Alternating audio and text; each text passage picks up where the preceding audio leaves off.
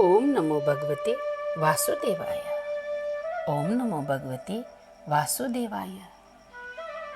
आज हम जिस एकादशी की व्रत कथा का श्रवण करने जा रहे हैं उसका नाम पापमोचनी है।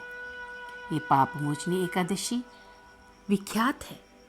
इसका व्रत करने से सब पापों का नाश होता है। इसी संदर्भ में एक कथा आती है। महाराज युधिष्ठिर ने भगवान श्री कृष्ण से चैत्र मास के कृष्ण पक्ष की एकादशी के बारे में जानने की इच्छा प्रकट की। तो वह बोले, राजेंद्र, तुम्हें इस विषय में एक पापनाशक कथा सुनाऊंगा, जिसे चक्रवर्ती नरेश मंदाता के पूछने पर महर्षि लोमेश ने कहा था। मंदाता ने पूछा, भगवान, मैं लोगों के हित की इच्छा से ये सुनना चाहता हूँ कि चैत्र मास के कृष्ण पक्ष में किस नाम की एकादशी होती है, उसकी क्या विधि है तथा उसे किस फल की प्राप्ति होती है। कृपया ये सब बातें मुझे बतलाइए। लोमेश ने कहा, नपुश्रेष्ठ, पूर्व काल की बात है। अप्सराओं से सेवित चैत्रथ नामक वन में, जहाँ गंधर्व की कन्याएं अपने किंकरों के साथ बाजे बजाती हुई विहार करती हैं, मंजूघोषा नाम अप्सरा मुनिवर मेधावी को मोहित करने के लिए गई। वे महर्षि चैत्ररथ वन में रहकर ब्रह्मचारी का पालन करते थे। मंजूघोषा मुनि के भाई से आश्रम से एक कोस दूर ही ठहर गई और सुंदर ढंग से वीणा बजाती हुई मधुर गीत गाने लगी। मुनि श्रेष्ठ मेधावी घूमते हुए उधर जा निकले और उस सुंदर अप्सरा को इस प्रकार गान करते देख बरस भर ही मोह के वशीभूत हो गए। मुनि की ऐसी अवस्था देख मंजूघोषा उसके समीप आई और वीणा नीचे रखकर उनका आलिंगन करने लगी। मेधावी भी उसके साथ रमन करने लगे। रात और दिन का भी उन्हें बान न रहा। इस प्रकार उन्हें बहुत दिन व्यतीत हो गए।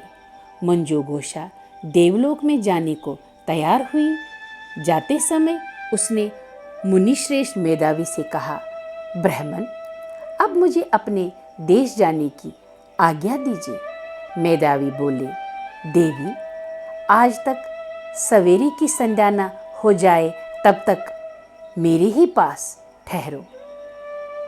अप्सरा ने कहा, विप्रवर, अब तक न जाने कितनी ही संध्याएं चली गई। मुझ पर कृपा करके बीते हुए समय का विचार तो कीजिए।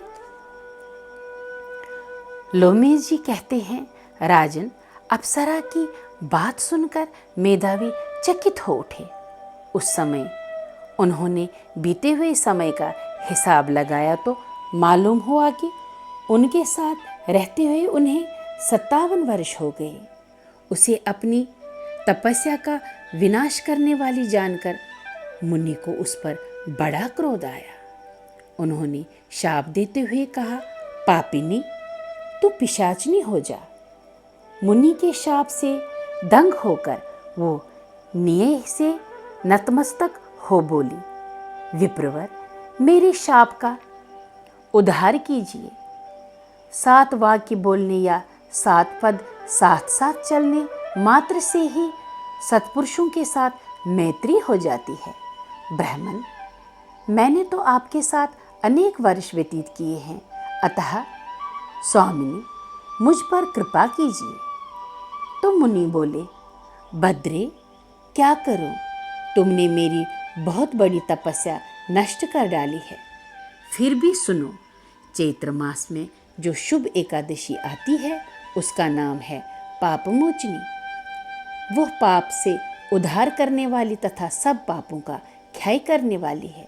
सुंदरी, उसका व्रत करने पर ही तुम्हारी पिशाचता दूर हो जाएगी। ऐसा कहकर मेधावी अपने पिता मुनिवर च्यवन के पास उसके आश्रम में गए। उन्होंने उसका बहुत ही प्रेम पूर्वक सत्कार किया।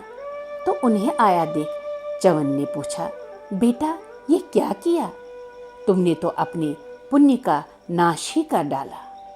मेधावी बोले, पिताजी मैंने अप्सरा के साथ रमन करने का पातक किया है। अब आप ही कोई ऐसा प्रायश्चित बतलाइए जिसे पातक का नाश हो जाए।